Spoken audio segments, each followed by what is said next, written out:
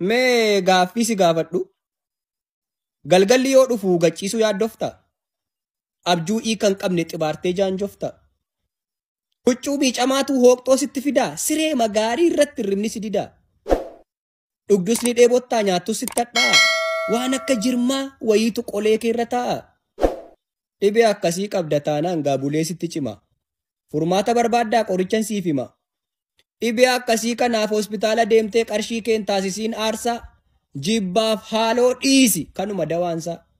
Jaalala lagatte jibbii fi inaaffaan sirrattotuu coomuu dhibee akkasii irraa fayyuuf inabdatii yoomuu.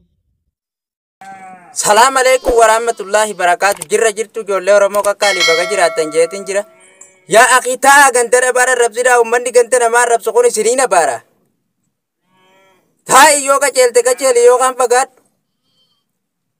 Isa ganta namaa rabsu kan Ameerikaa jirtu qorrisi haa dha'u kan Jarman jirtu jarmiinsi haa qabdu. Kan Misira jirtu misigja hiicadhu. Kan Kuwait jirtu kukkufii caccabe kan Dubaay jirtu dubbachuu dadhabe kan Saudi Arabiyaa jirtu Arabaa wal dhabe. Obboleeyyan meeqa osoo addaan kuttu ni dagatte obboleeyyan meeqa osoo addaan kuttu gaafa duutellee qabriin siin qotamtu. Osoo lubbuun jirtu afaan kee qabadhu. Maa uummata akkam isa uummata akkam? Uumamni nama dinqa. Osoo jaan hin mul'anne mana diiguun qilleensaa kan qotateen qabaatiin nyaatee quufuun bineensaa. Isa qamaleef dajjuun ilmaan ofii gorfattu, isa durreen fincooftee boolla qottee dhokfattu. Isa mixiin gamtaadhaan bofa deemsa dhorkitu, isa yeeyyiin tokkoomtee arba jiraa qorqitu. Ji'a afur jiin miidhagee samiin qabaachuun bocaa, illeettiin akkas fiinnaan suuta tirachuun qocaa. Dabaree isaa eegee dhi'ee yoon ni bari'u, aduuf addeessa halkanii dabaree walari'u.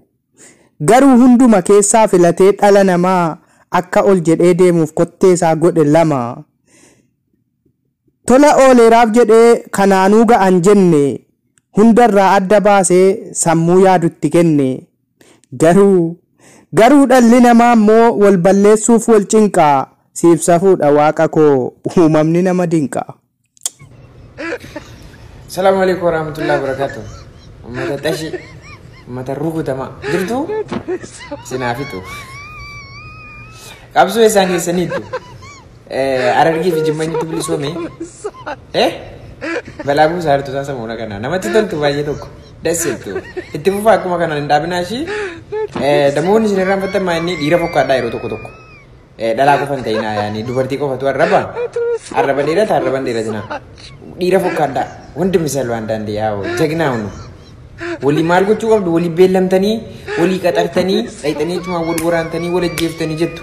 Numma cuman torbee tokko kuduree tokko sinii boonye piroofaayilii sin godhannee jechuudha cuma sin irraanfanne jechuudha. Garuu gaafa akkas gootan nummuuna waamaashii dhokadheen iyyuu kaameeraa si waraabbadha viidiyoo. Innaa amma lataa dhaqee akkas godhe abbaa kee akkas godhe jechuudha isaati jinniin isin godhu walii beellamaa yoo dhiira taatan dhaqaa wal lola.